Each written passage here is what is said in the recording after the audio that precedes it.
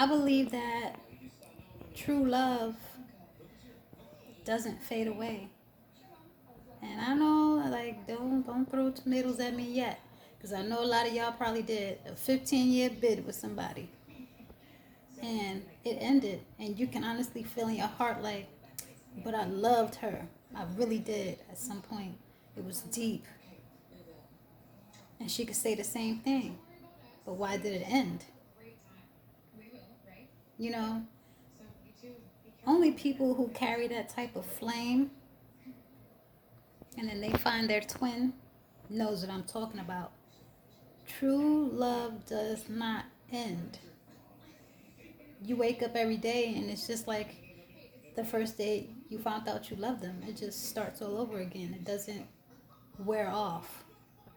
It's constant, forever.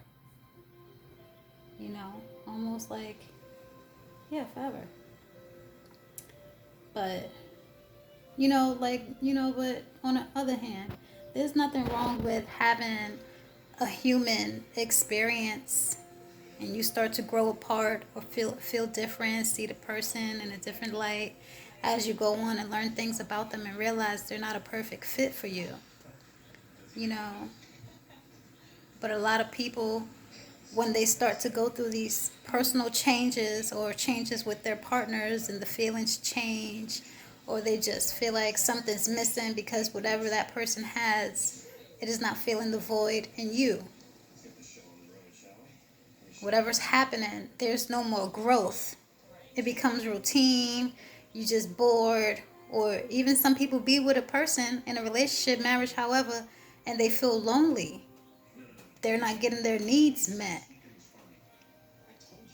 And that comes with, like, you have to be honest when these things start to happen. Be honest, have those talks, communicate that. Because when you wake up every day talking about, I love you, babe, yeah, we forever, and you don't feel that in your heart, that's a lie.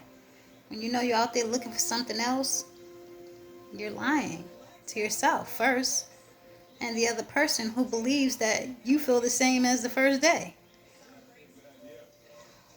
And that lie turns to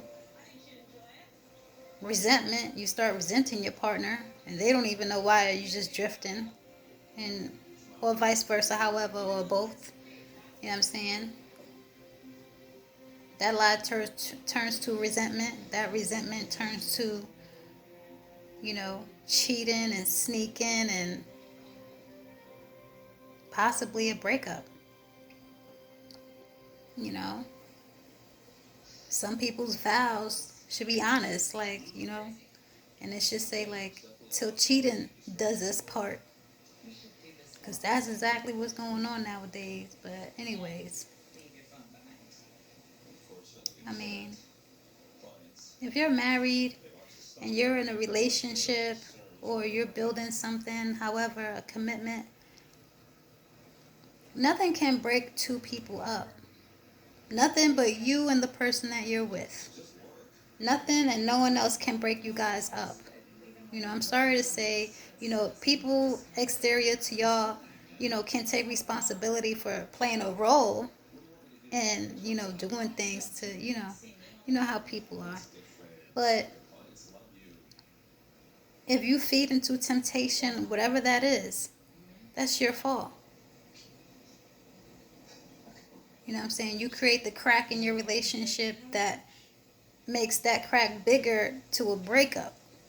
You know what I'm saying? Sometimes a man or a woman, let me just use analogies. That's what I like to use. But let me just use this analogy. It's like if a man says, you know, you my chocolate, you my favorite. That's all I like. I don't like no other ice cream. AKA you. I love you, chocolate. I don't want nothing else but you, chocolate. AKA you. Off to work now. Oh shit, look at vanilla. Fuck. There's strawberry. Damn it.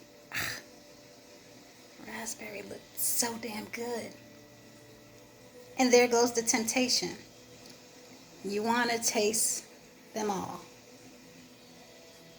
aka other women, and vice versa. For women who got their eyes set on one man and then they see this and that and that and this and temptation, you did that. You let that in, even if they were attracted to you too.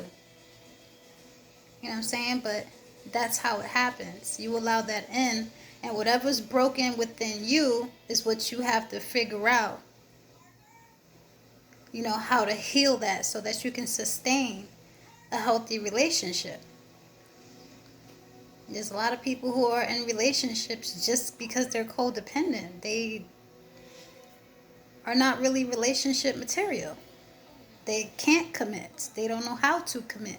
They just know how to, let me see. They just know how to commit to, how do I say this? Because it's kind of egotistical. But when you're self-serving, meaning you feel like, you know what? In your heart, you feel like, you know what? I'm a grown-ass man. Or I'm a grown-ass woman. Shit, my man ain't around. My woman ain't around. I could do what the fuck I want to do. This is what I want right now. And this is what I shall have right now. This is what I want to do right now. This is what I shall do right now. That's self-serving and selfish. And consider about your partner and the commitment that you started to build.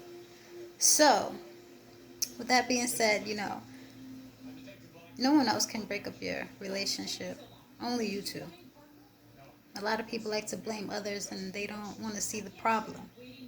There's something broken within you. You was not even ready for a relationship or a marriage or whatever. You wasn't ready for that. You wanted that right then and there. At that moment. And as you get older, you grow and you grow. Once you mature to a certain extent, you know, I don't even think maturity just comes with only age.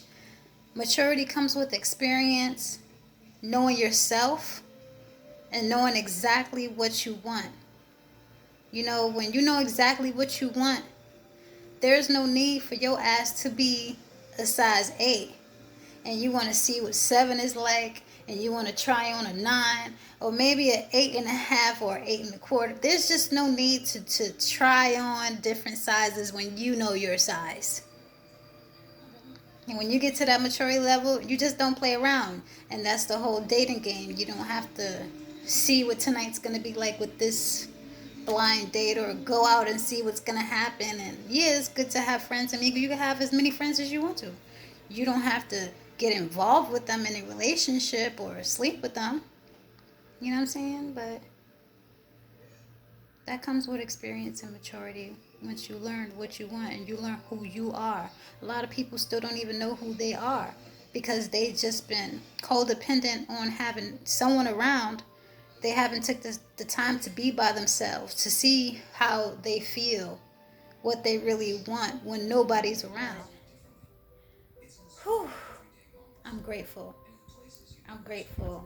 It comes to a point where it's like, you know, I'm one of those people that found the good in goodbye.